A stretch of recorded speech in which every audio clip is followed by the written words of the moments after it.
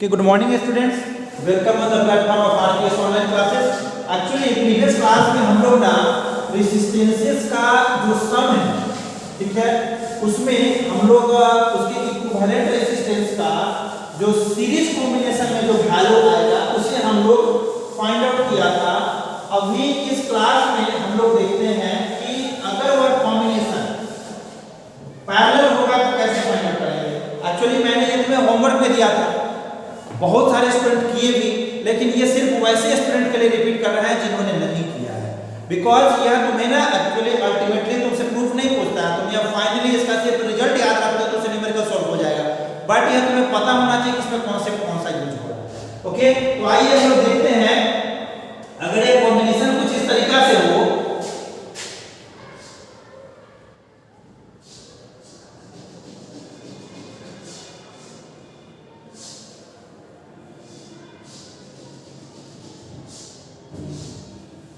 ये R1 और ये R2, ये दो एंड हुए इसके A और B, ठीक है।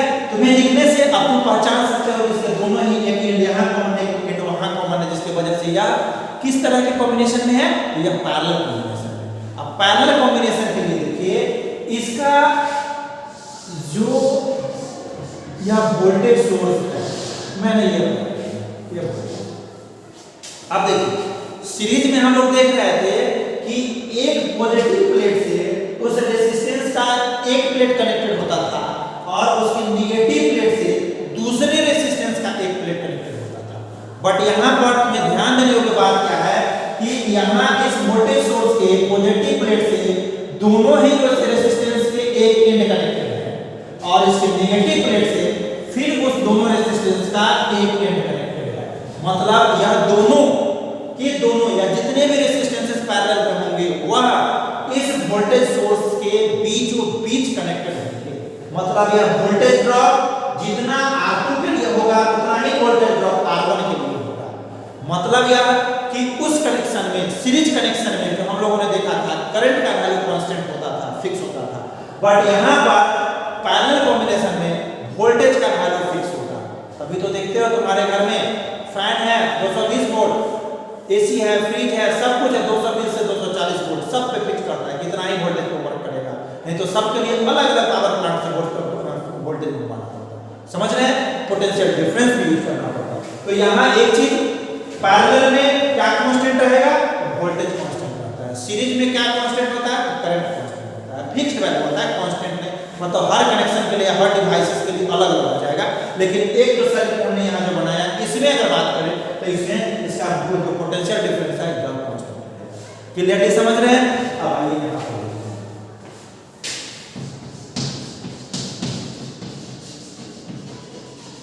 अकॉर्डिंग टू ओह्म्स लॉ, देखिए प्रूफ करने के लिए तुम लैंग्वेज में लिख सकते हो, let two resistances of value R1 and R2 and a voltage source V is connected as shown in the given figure. After that we can write according to Ohm's law. आगे लिखेंगे, पहले यहाँ explanation जरा समझ लीजिए, क्योंकि हर बात लिखी नहीं जा सकती है, लेकिन तुम्हें लिखना होगा, तुम्हें समझना होगा, इसलिए पहले इसको समझ लीजिए कि जब यहाँ से करंट फ्लो हुआ, देखिए इस तरीका से करंट आया, तो यहाँ तो एक पाथ इधर गया और एक पाथ इधर, दो पाथ होंगे, और जब पाथ अलग अलग होंगे, रास्ते अलग अलग हो जाएंगे, तो करंट का वैल्यू तो फिक्स नहीं रहेगा। ये तो पहले तुम्हें बता दिया। तो इधर चला गया मान लीजिए I1 और इधर आ गया I2। क्लियरली समझ रहे हैं। तो तुम्हें पता होगा कि यह I1 और I2 जो अलग अलग आ रहा है, तो हम लोग लिख सकते हैं यहाँ पर क्या, I = I1 प्लस I2, क्योंकि यह जो करंट है यह इसी दोनों के सम के तो बराबर होगा। जो आगे की क्लासेस में 11 12 में पढ़ेंगे तक KCL KVL हम लोग पढ़ेंगे, उसमें इस चीज को और बेहतर तरीका से एक्सप्लेन किया जाएगा। बट एट दिस टाइम अगर इस पॉइंट से यह दोनों अलग हुए हैं और आया है इतना, गया है इतना, तो दोनों जाने वाले आने वाले के बराबर ही तो होगा, कोई एक्स्ट्रा चीज तो वहां ऐड नहीं होगा। ठीक है, तो हम लोग हमने लिखा कि I = I1 प्लस I2। अब इस I1 और I2 का वैल्यू हमें फाइंड आउट करना पड़ेगा। ओह्म्स लॉ के अनुसार हम लोगों ने पढ़ा था क्या, V = IR, यही पढ़े थे ना। अब V = IR है, तो इसमें से I1 के लिए क्या होगा, I1 के लिए हो जाएगा V बाई R1। क्लियरली यहां से देखोगे ना, तो यहां से I इक्वल टू क्या होगा, V बाई R होगा ना, तो R होगा तो यहां दो अलग अलग R है, तो I1 इस R1 पर डिपेंडेंट होगा और I2 इस R2 पे डिपेंडेंट होगा। ठीक है, तो V बाई R1 लिखे, I2 equal to V by R2, ये हमारा ओम्स लॉ से कैलकुलेशन है। अब इस सेम चीज को यहां लिख दो, यहां लिखोगे तो क्या होगा, यहां लिखोगे तो I1 इक्वल टू हो जाएगा तुम्हारा V by R1 plus I2 equal to हो जाएगा V बाई R2, और इस I के लिए V by R, V by R लिखेंगे। अब V बाई R जो लिखेंगे तो यह R इस दोनों के इक्विवेलेंट आएगा, समतुल्य आएगा, इसीलिए इसे हम R मान लेकर R के इक्विवेलेंट लिखेंगे। लेकिन यहाँ पर देखिए एक चीज और, यहाँ पर 1 बाई R लिखते हैं, ठीक है, और V को हमने कॉमन लिया, यहाँ इसमें भी V, यहाँ भी V, तो V को कॉमन ले लो, 1 by R1 plus 1 by R2, तो ये भी और ये भी कैंसिल आउट हो जाएगा। क्लियरली देख रहे हैं, कैंसिल आउट हो जाएगा। अब जब कैंसिल आउट हो गया तो उस एक्सपेरिमेंट को हम यहाँ, उस एक्सप्रेशन को मैं यहाँ लिख रहा हूँ, 1 by R is equal to 1 by R1 plus 1 by R2, ऐसा नहीं लिखा जाएगा ना, जरा देखिए यहाँ से भी कैंसिल आउट हो गया, तो ये R जो है ये उसका R इक्विवेलेंट है। क्लियर है, ओके, ये उसका R इक्विवेलेंट हो गया, उसका स्टेटमेंट हमने फाइंड आउट किया पैरेलल के लिए, R इक्विवेलेंट पैरेलल के लिए। लेकिन इसको जब तुम ऐसे करोगे mathematically, because all of you having concept of mathematics, here this is 1 by R equivalent, but I need to find out R equivalent, so just we have to reciprocal, इसको reciprocal करोगे, रेसिप्रोकल करोगे तो यह R इसका ऊपर आ जाएगा, तो ऊपर आ जाएगा R इक्विवेलेंट P, मतलब पैरेलल के लिख रहे हैं, इज इक्वल टू, यहाँ पर जो देखोगे तो यहाँ पर इसका भी सम करो पहले, ठीक है, तो सम करेंगे तो क्या होगा, जैसा कि पहले वाले क्लासेस में तुम्हें बता चुके हैं, सम करोगे तो यह ऊपर, जैसे यहाँ जो लिखा हुआ है, तो यहाँ हम क्या कर सकते हैं, देखिए ये यहाँ पर ऐसे लिखता हूँ मैं, यहाँ पे 1 बाई R इक्विवेलेंट लिखोगे, तो यहाँ हो जाएगा एलसीएम लेते हैं R1 R2, यहाँ हो जाएगा R1 से जो दिया हुआ है R2 प्लस यहाँ हो जाएगा R1, ठीक है। अब इसको रेसिप्रोकल कर दीजिए, तो R equivalent P is equal to R1 R2 by R1 plus R2, rearrange कर दिए हैं R2 में, ठीक है। तो इजीली हम लोगों ने मेन कॉन्सेप्ट को यहाँ फाइंड आउट कर दिया कि पैरेलल में हम लोग क्या कॉन्सेप्ट यूज करके फाइंड आउट करते हैं, और यह याद रखना कि सीरीज में करंट कांस्टेंट होता है, पैरेलल में वोल्टेज कांस्टेंट होता है, तो हम लोगों ने यहाँ यह वोल्टेज, ठीक है, V1 प्लस V, क्लियरली समझ गए। अब आइए, अब इसके बेसिस पर कुछ न्यूमेरिकल सिंपल जो तुम्हारे सामने हम ये करते हैं, उसके बेसिस पर उसका यूज करते हुए कुछ सोल्व करने की कोशिश करना।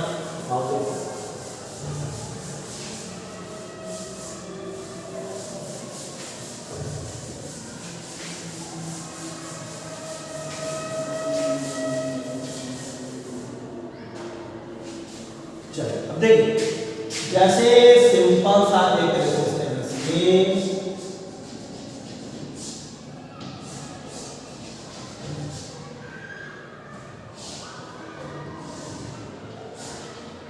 ठीक है, ए और यहाँ रहा B, ये हुआ R1, ये हुआ R2, ये हुआ R3, ठीक है, R1 R2 R3। अब यहाँ पर एक सिंपल सा मेथड है, इसको बोलते हैं फिगर रिडक्शन मेथड।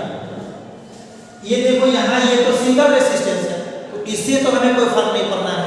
सबसे पहले यहाँ देखो, तो यहाँ देखोगे तो देखो इस रेजिस्टेंस का भी एक एंड यहाँ पे, एक एंड यहाँ पे, इसका भी एक एंड यहाँ पे, इसका मतलब यह दोनों रेजिस्टेंस जो है यह कैसे कनेक्टेड है, यह पैरेलल में कनेक्टेड है। तो पैरेलल में कनेक्टेड है तो इस फिगर को रिड्यूस करो, फिगर को रिड्यूस करेंगे तो देखिए इस तरीके से यहाँ R1 हो गया, और फिर यहाँ पर ये R इक्विवेलेंट 1 फाइंड कर सकते हैं। तो इस R1 R2 के लिए अगर तुम्हें यहां दे देते हैं कि इस R1 का वैल्यू है 2 ओम, इस R2 का वैल्यू है 2 ओम, इस R3 का वैल्यू है 2, तो फाइंड आउट करना पड़ेगा कितना होगा यहाँ पे। तो देखिए हमने एक रेजिस्टेंस तो लगाया, लेकिन इसको कॉमन निकालने के लिए क्या होता है, R इक्विवेलेंट पैरेलल रेशो क्या होता है कि R1 R2 by R1 plus R2, ठीक है। अब इसमें 2 2 जा 4 प्लस 2 प्लस 2 4 और 4 मिला के तो 1 ओम इसका वैल्यू आ गया, ये हो गया 1 ओम। और यार इसमें 2 ओम पहले से दिया हुआ है। अब तुमको दिख रहा है कि इस रेजिस्टेंस और इस रेजिस्टेंस में एक कॉमन पॉइंट है, इसका मतलब है कि इस दोनों को फिर से रिड्यूस करेंगे तो एक रेजिस्टेंस ये R इक्विवेलेंट हो गया, और सीरीज में है तो सीरीज R इक्विवेलेंट जब तुम फाइंड आउट करोगे R इक्विवेलेंट सीरीज तो यह R1 प्लस R2 होता है, R1 प्लस R2 होता है तो कितना हो जाएगा यहाँ पर देखिए 2 प्लस 1, ठीक है। ये R इक्विवेलेंट है, कितना हो गया 3 ओम, ये हो गया 3 ओम। तो आंसर कितना होगा R इक्विवेलेंट इक्वल्स टू 3 ओम, इसका आंसर हो गया, ठीक है। इस तरीका से तुम्हें हर एक क्वेश्चन पे अटेम्प्ट करना होगा। और एक क्वेश्चन और देखो,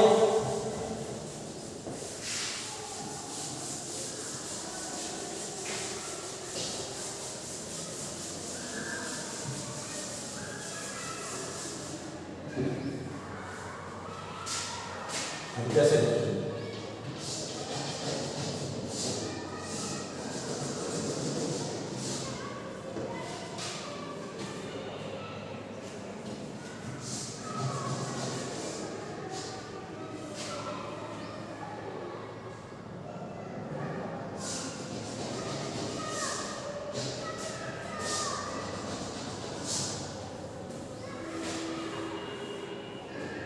अब यहां पर देखिए या ठीक है। अब यहाँ ये जो भी रेजिस्टेंस है अगर यहाँ R1 है, R2 है, R3 है, R4 है, R5 है, इस तरीका से है। अब यहाँ तुम्हें पहचानना होगा पहले, देखो यहाँ से यहाँ तक आने में दूसरा का कॉम्बिनेशन है, सिंगल है तो छोड़िए। यहाँ से चलते हैं दो रास्ते हो जाते हैं, इधर से आ रहा है इधर से आ रहा है, तो इधर से आने वाले रास्ते के बीच में देखिए जैसे यहाँ इससे तक ये कनेक्टेड हो गया, फिर ये खाली, तो इस पे ना फोकस करके ये एक ब्रांच करा था पहले, इस पे फोकस करो।